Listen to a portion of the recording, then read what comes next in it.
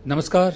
America में Donald Trump की मुसलमानों के खिलाफ नफरत की सियासत का पहला शिकार एक भारतीय बना जो मुसलमान नहीं है।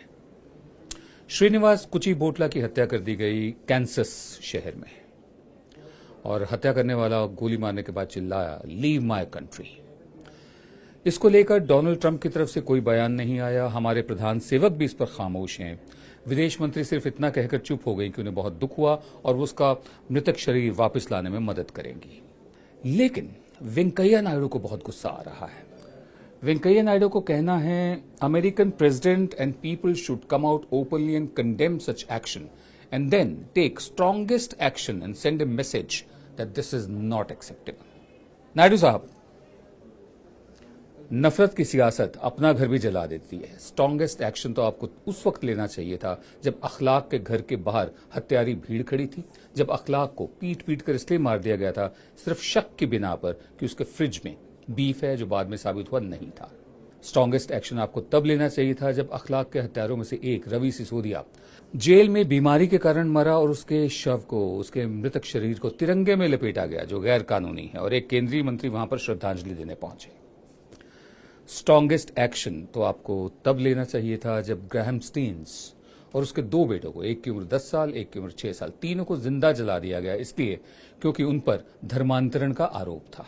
स्ट्रॉन्गेस्ट एक्शन आपको तब लेना चाहिए था जब 15 साल पहले दंगे शुरू हुए थे गुजरात में, मुसलमानों का कत्लेआम हुआ था, उसमें हिंदू भी बहुत मारे गए थे। आपको तब भी स्ट्रॉन्गेस्ट एक्शन लेना चाहिए था। वेंकैया नायडू साहब, नफरत की सियासत वाकई अपने घर को भी जला देती है। और अब मैं मुखातिब होता हूं अपने प्रधान सेवक से। प्रधान सेवक साहब, जिस तरह आपने अखलाक के एक आरोपी हत्यारे की मौत पर अपने केंद्रीय मंत्री को भेजा था, तिरंगे में उसका शव लिपटवाया था, ये सब किया था, कृपया अपने गृह मंत्री से अनुरोध कीजिए, जिनके तहत दिल्ली पुलिस आती है, कि वो लेक्चरर रामजस कॉलेज के जो अस्पताल में भर्ती हैं, जो कभी बाहर आते हैं अस्पताल से फिर जाना पड़ता है, जो कम से कम 1 महीना पढ़ा नहीं पाएंगे क्योंकि एबीवीपी के लोगों ने उनकी पिटाई की थी, अपने गृह मंत्री से कहिए कि जाकर हॉस्पिटल में या उनके घर पर उनको विजिट कराएं, उनका हाल चाल पूछाएं। दिखा दीजिए प्रधान सेवक साहब कि 56 इंच के सीने में दिल कितना बड़ा है।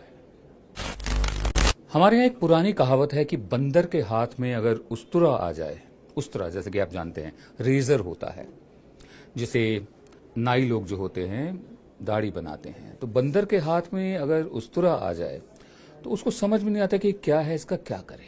ये खाने की चीज़ है या किसी को मारने की चीज़ है या खेलने की चीज़ है, ये है क्या, उसको नहीं मालूम होता। हमारे सोशल मीडिया के साथ भी ऐसा ही हो रहा है। बहुत सारे लोग ऐसे हैं, उन्हें मालूम नहीं है कि सोशल मीडिया का इस्तेमाल क्या करना है। हम लोग मेन स्ट्रीम मीडिया वाले ही रहे हैं, 40 साल से ज्यादा मेन स्ट्रीम मीडिया किया है। उसमें जो आज़ादी होती है, आज़ादी के साथ साथ जिम्मेदारी भी आती है। Liberty means responsibility. लेकिन सोशल मीडिया पर क्योंकि पहचान छुपी रहती है, कोई भी कुछ भी लिख सकता है, कोई भी कुछ भी बोल सकता है। हाल ही में हमारे यहाँ की एक लेखिका है शोभा डे, उन्होंने एक पुलिस वाले का मजाक उड़ा दिया। क्योंकि वो बहुत, उनका डील डॉल बहुत बड़ा था, उनका जिस्म बहुत बड़ा था, मध्य प्रदेश का पुलिस वाला था, कह ये दिया कि ये बॉम्बे पुलिस का हाल है। बाद में वो पुलिस वाला कोर्ट गया, उसने बताया कि जब से उसका गॉल ब्लैडर का ऑपरेशन हुआ था, वो उसमें कुछ गलती हो गई थी, उसकी वजह से उसका वजन बढ़ गया था। लेकिन ये बॉडी शेमिंग कोई नई बात नहीं है। मोटेपन को लेकर मजाक उड़ाया जाता है, गंजेपन को लेकर मजाक उड़ाया जाता है, मतलब जिस्म को लेकर मजाक उड़ाना हमें समझ में नहीं आया। बिल्कुल इसी तरह दिल्ली मेट्रो सेवा में एक वीडियो शूट किया गया जिसमें एक पुलिस वाले को दिखाया गया जो खड़े खड़े ऐसे झूम रहा था। झूमते झूमते वो गिर गया, वीडियो वायरल हो गया, सब ने मान लिया कि ये तो शराब पिए हुए था। दिल्ली पुलिस का आदमी ड्यूटी पर शराब पिए हुए था। हकीकत ये थी कि करीब 2-3 साल पहले उसे स्ट्रोक हुआ था, सलीम नाम है उसका।